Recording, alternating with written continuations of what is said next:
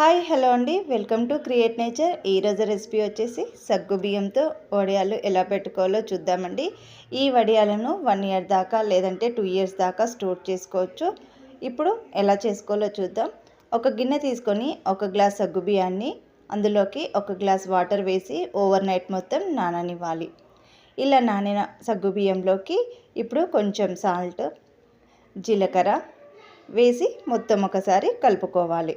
ఇలా కలుపుకున్న తర్వాత మన ఇంట్లో ఉండే ఇడ్లీ పాత్ర ఉంటుంది కదా, ఇడ్లీ పాత్రని తీసుకోవాలి. కొంచెం కొంచెం ఆయిల్ అనేది స్ప్రెడ్ చేసుకోవాలండి. ఇలా అన్నిటికీ స్ప్రెడ్ చేసుకొని అందులోకి ఇప్పుడు మనము కలిపి పెట్టుకున్న సగ్గు బియ్యము 1 స్పూను వేసుకోవాలి.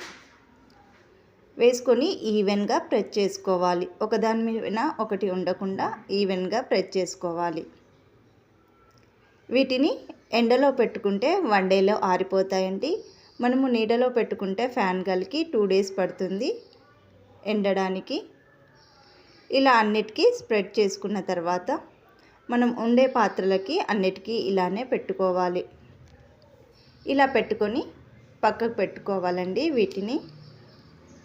ఇప్పుడు ఇడ్లీ గిన్నె ఉంటుంది కదా, తీసుకొని అందులోకి ఒక 1/2 గ్లాస్ వాటర్ వేసుకోవాలి. వాటర్ వేసుకొని ఇప్పుడు మూత పెట్టి ఒక 5 నిమిషాలు వేడి చేసుకోవాలి.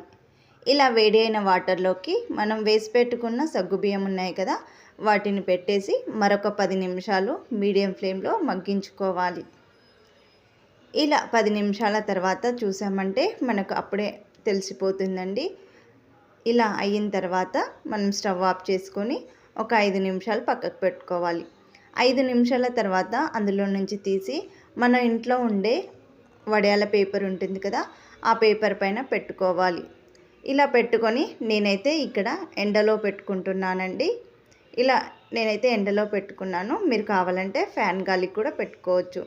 ఎండిన తర్వాత చూడండి ఇలా అయితే అవుతాయి. వీటిని మీకు ఫ్రై చేసి చూపిస్తాను. డీప్ ఫ్రైకి ఆయిల్ పెట్టుకొని ఆయిల్ వేడైన తర్వాత సగ్గుబియ్యం వడియం వేసి ఫ్రై చేసుకోవాలి. చూడండి, మనం చూసినప్పుడైతే చిన్నగా ఉంటుంది, వేగిన తర్వాత పెద్దగా అవుతుంది. ఇలా చేసుకున్నామంటే ఎంతో టేస్ట్ అయిన సగ్గుబియ్యం వడియాలు రెడీ అయినట్టే. మీరు కూడా ట్రై చేసి ఎలా వచ్చిందో కామెంట్ చేయండి. మీ ఫ్రెండ్స్, మీ ఫ్యామిలీ మెంబర్స్కి షేర్ చేయండి. Thanks for watching.